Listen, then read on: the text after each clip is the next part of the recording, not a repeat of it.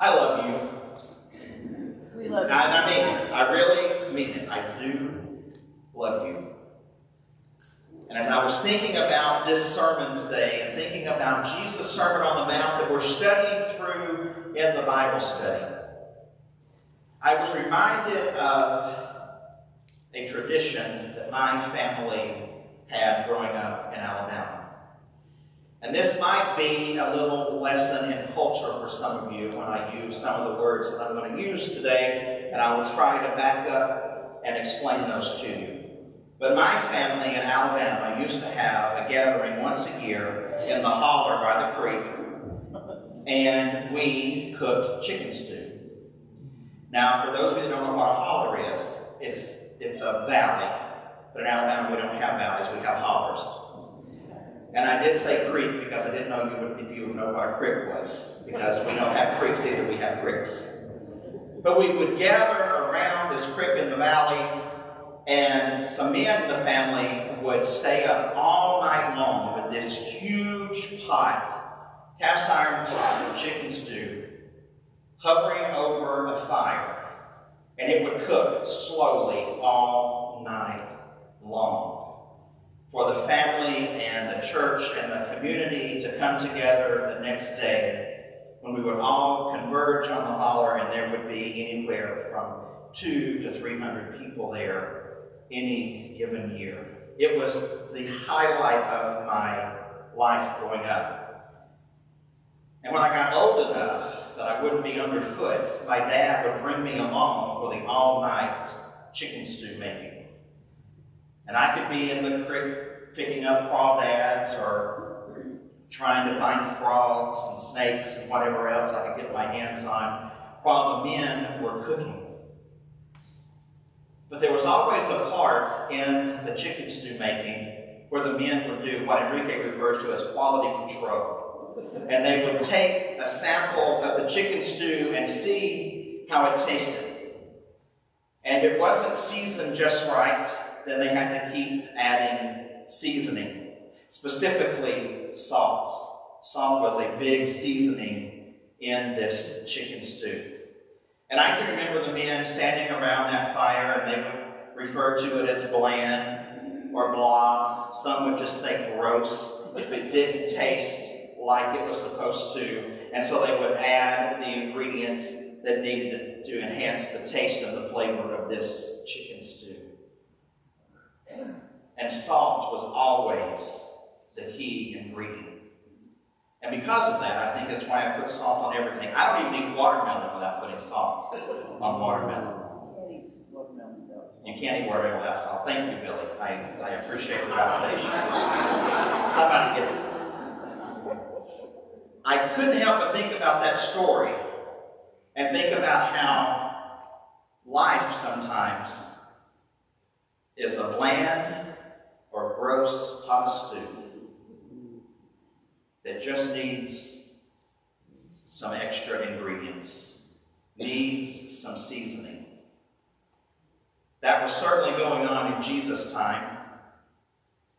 When he was sharing the Sermon on the Mount, he talked about, to the people that were there, he talked about them being salt of the earth and light of the world. And people there certainly knew what salt was good for. Salt has so many good attributes. And so when he told them that they were to be the salt of the earth, they likely knew what he was talking about. I want to read to you that portion of Jesus' Sermon on the Mount, Matthew chapter 5, verses 13 through 16. I'm going to read it to you from the Message, and those of you that were in Bible study, especially in person on Tuesday, can thank John for this, because he brought the Message, and the Message is just so clear in its writing. So I share with you the words of Matthew chapter 5, verses 13 through 16. Let me tell you why you were here. You're here to be salt seasoning that brings out the God flavors of this earth. If you lose your saltiness, how will people taste godliness? You've lost your usefulness and will end up in the garbage. Now I want to stop there just a minute.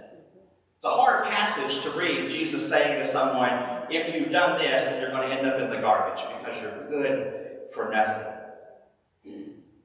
But I want to focus on what Jesus is trying to say in this whole verse here. That we are here to bring out the God seasoning all around us. Now, I don't know about you, but salt doesn't do me a whole lot of good if it stays in the shaker. You got to get it out of the shaker and onto whatever it is you're trying to season.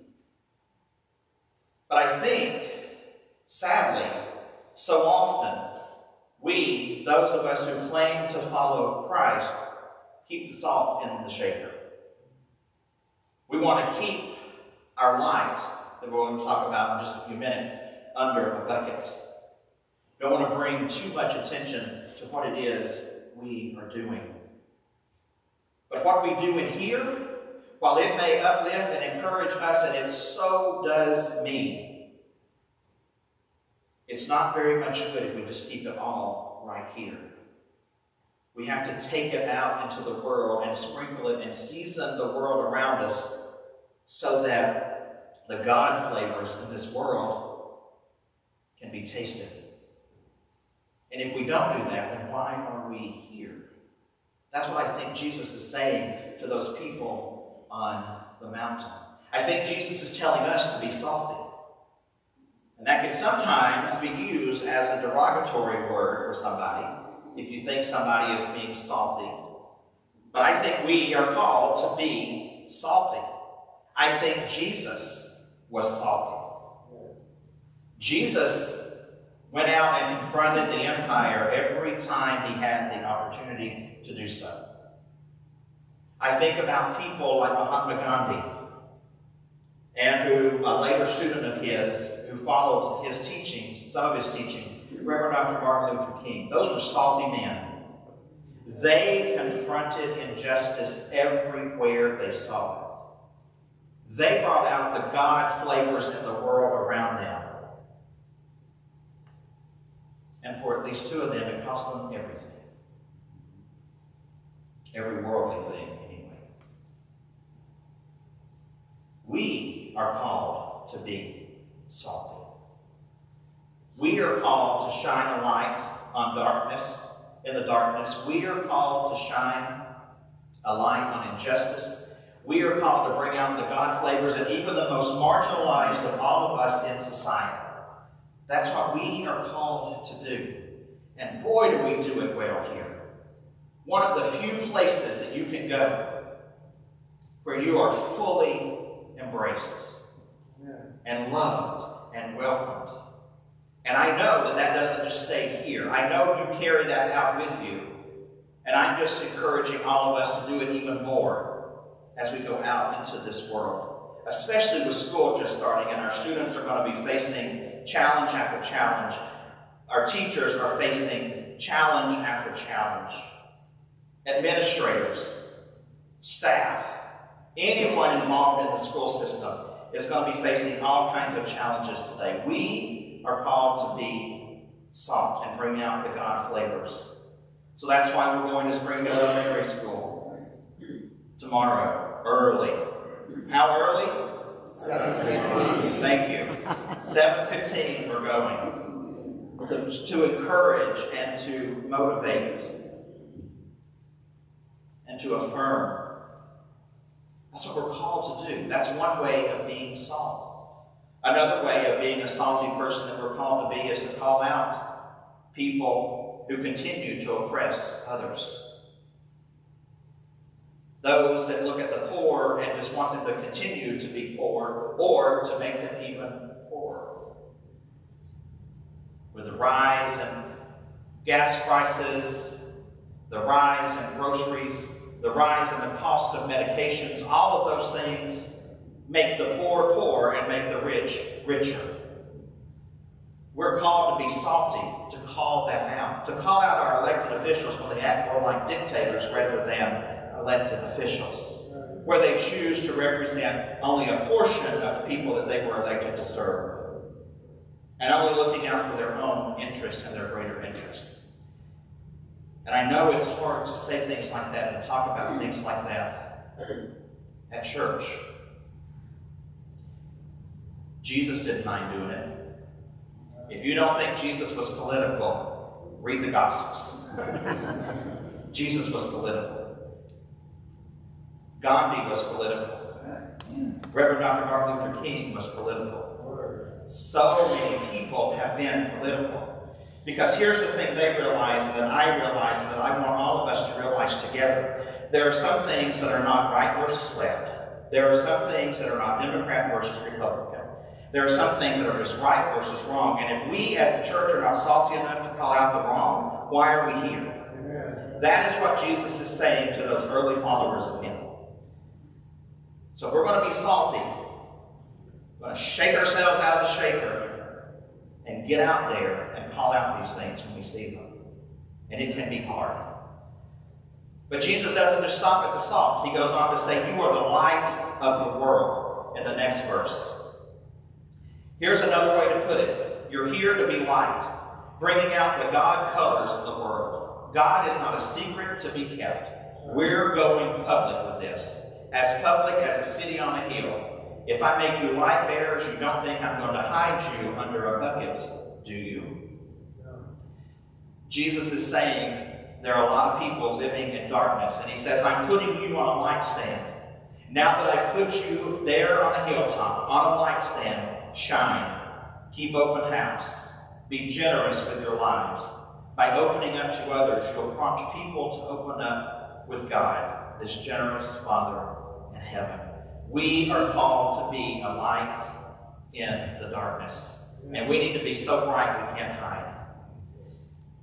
One of the great joys that I had as a youth and family minister in South Carolina was going to Palmetto Bible Camp every year for a week and getting to spend a week completely unplugged from everything and be there with the staff and the campers.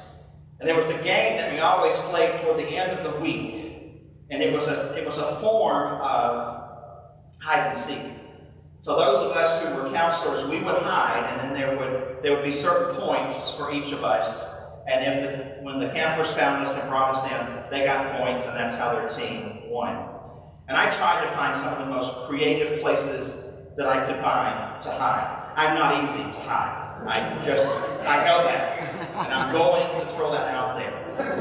But there was one time that I was running, and everywhere that I ran, there was somebody already there, and the rule was you couldn't be in there with someone else.